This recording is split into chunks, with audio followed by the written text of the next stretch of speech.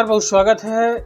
Sulphur, nitrogen, halogen, अक्री गैसों को लेकर यह नया वीडियो रहने वाला है। प्रतियोगी परीक्षाओं की तैयारी में आप लगातार प्रयास कर रहे हैं, उम्मीद है आपका प्रयास सफल होगा। तो पूरा कंप्लीट टॉपिक, डिटेल्ड क्वेश्चन जो आए हुए हैं, जो आने वाले हैं, तमाम तरह के यहाँ पर जो पॉइंट्स रहेंगे और जो MCQ बनते हैं इनसे, वह तमाम तरह की चीज़ें यहाँ पर आपको देखने को मिल जाएगी। तो वीडियो को लाइक और शेयर कर दें और इसी तरह के और भी इम्पोर्टेंट क्वेश्चनों को जानने के लिए चैनल को सब्सक्राइब कर लेंगे।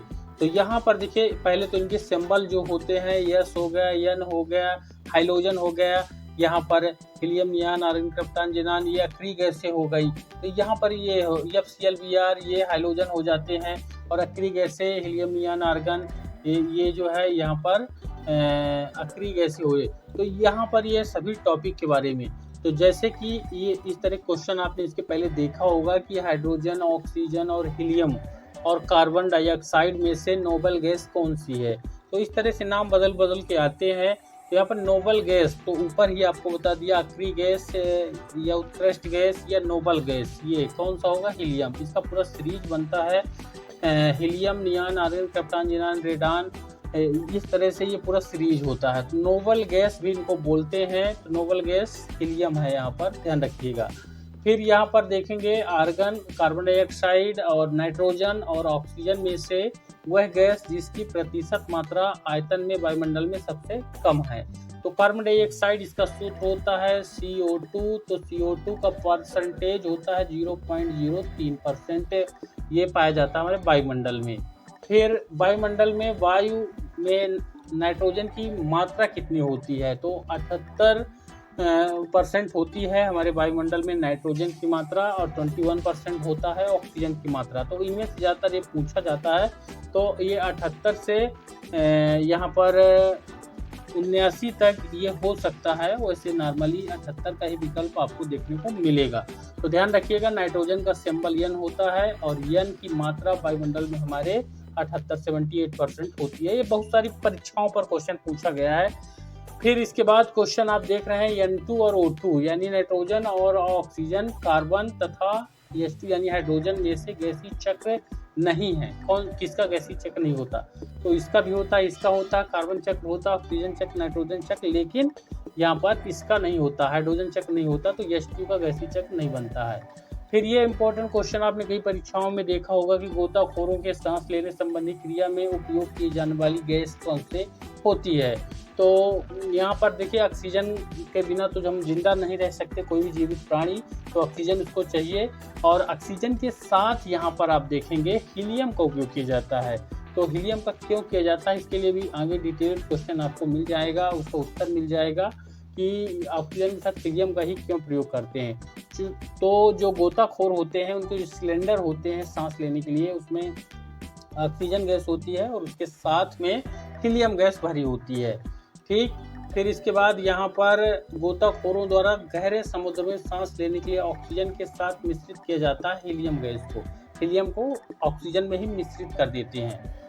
फिर यहाँ पर आप देखेंगे सल्फर हेक्साफ्लोराइड अणु का आकार बताना है। सल्फर हेक्साफ्लोराइड यानी 6 अणु यहाँ पर हैं, और तो ये हेक्साफ्लोराइड है। प्लस जो है यहाँ पर देखेंगे सल्फर एक हो गया, इस तरह से सल्फर यस होता है। फिर हेक्सा यानी 6, यहाँ पर इस तरह से ये संरचना बन जाएगी। ठीक, तो यहाँ पर देख सकते हैं, या तो फिर यहाँ से एक एक हटा के यहाँ पर जोड़ सकते हैं। और हेक्साफ्लोराइड है यानी F है 6 तो अष्टफलकी इसकी संरचना बन जाएगी। फिर है जल में आसानी से घुलनशील कौन सी गैस होती है, तो कौन घुलनशील कौन सा है, तो अमोनिया जो होती है, तो ये जल में आसानी से घुलनशील होती है। फिर हंसाने वाली गैस या हास्य गैस या लाफिंग गैस के रूप में प्रयुक्त होता है, मतलब किसको कहते हैं लाफिंग गैस या। तो यहाँ पर देखिए क्वेश्चन का आंसर है नाइट्रस ऑक्साइड, N2 वो होता है इसका फार्मूला। तो ये नाइट्रस ऑक्साइड इम्पोर्टेंट है, और इस गैस को अगर छोड़ दिया जाए कहीं पर और वह व्यक्ति हंसने लगेगा, तो हंसाने वाली गैस के नाम से नाइट्रस ऑक्साइड है।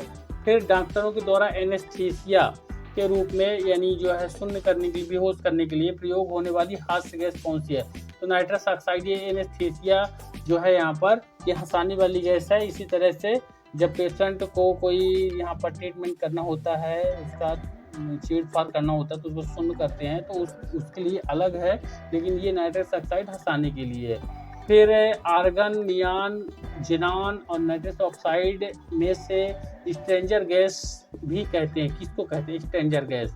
तो ये ज़ीनॉन को कहते हैं, ध्यान रखिएगा। तो ये यहाँ पर देखिए, ये सभी जो है यहाँ पर आपका नोबल गैसें हैं। आर्गन, नियॉन, ज़ीनॉन और नाइट्रस ऑक्साइड ये नहीं है, ये यौगिक में आएगा। तो ये जो है इसमें से स्ट्रेंजर गैस, ये नया नाम यहाँ पर आप देख रहे होंगे शायद। स्ट्रेंजर गैस जो है ये ज़ीनॉन को कहते हैं यहाँ पर, तो ध्यान रखिएगा, नोबल गैस है ज़ीनॉन।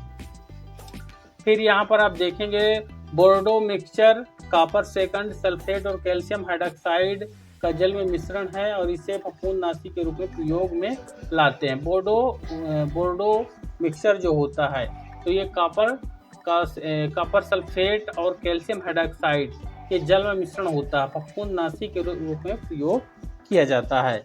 फिर यहाँ पर बोरिक अम्ल औषधि उद्योग तथा खाद्य परिरक्षक के रूप में भी प्रयुक्त होता है। यह बोरिक अम्ल होता है, मुंह में छाले वगैरह पड़ने पर इसी का इस्तेमाल किया जाता है। फिर शुष्क बर्फ जो होती है वो शुष्क बर्फ है, ठोस कार्बन डाइऑक्साइड को कहते हैं। शुष्क बर्फ के नाम से हमेशा हर एग्जाम पर साइंस पोर्शन का ये क्वेश्चन आपको देखने को मिलेगा।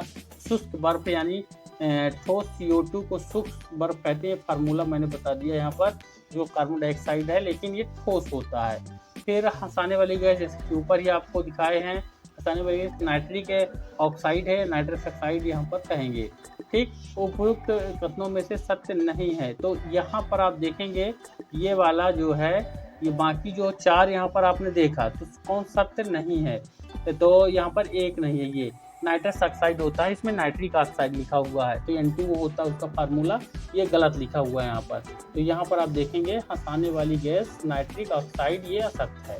ठीक, फिर यहाँ पर अगला है नाइट्रोजन मुक्ति से होता है। क्या होता है? नाइट्रोजन जब निकलती है वायुमंडल में तो स्थल मंडली और वायुमंडलीय नाइट्रोजन की मात्रा अप्रभावित रहती है नाइट्रोजन मुक्ति से।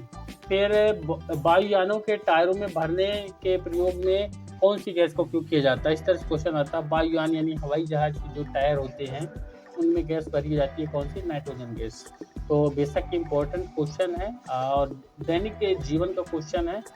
फिर आप देखेंगे यहाँ पर मैग्नीज, नाइट्रोजन, मैग्नीशियम और सल्फर में से वह तत्व जिसकी कमी को पूरा करने के लिए कीट भक्षी पौधे कीटों को पकड़ते तथा उनका भक्षण करते हैं।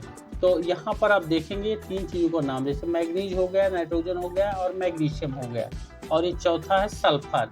ये तत्व है, ठीक है ना। ये मैग्नीज, नाइट्रोजन, मैग्नीशियम, सल्फर में से वह तत्व का नाम बताना जिसकी कमी को पूरा करने कीट भक्षी जो पौधे होते हैं वो कीटों पकड़ते हैं और उनका भक्षण करते हैं, यानी उनको खाते हैं। ये यहाँ पर किस तत्व की कमी को? नाइट्रोजन की कमी को पूरा करने के लिए। नाइट्रोजन पौधों की वृद्धि के लिए सबसे ज़्यादा इम्पोर्टेंट होता है और ये इसकी कमी को वो कीट भक्षी पौधे जो है कीटों को पकड़ के उसका भक्षण कर लेते हैं, ये नाइट्रोजन हो गया। तो आज के इस वीडियो पर हम इतने ही क्वेश्चन आपको प्रोवाइड कराएंगे और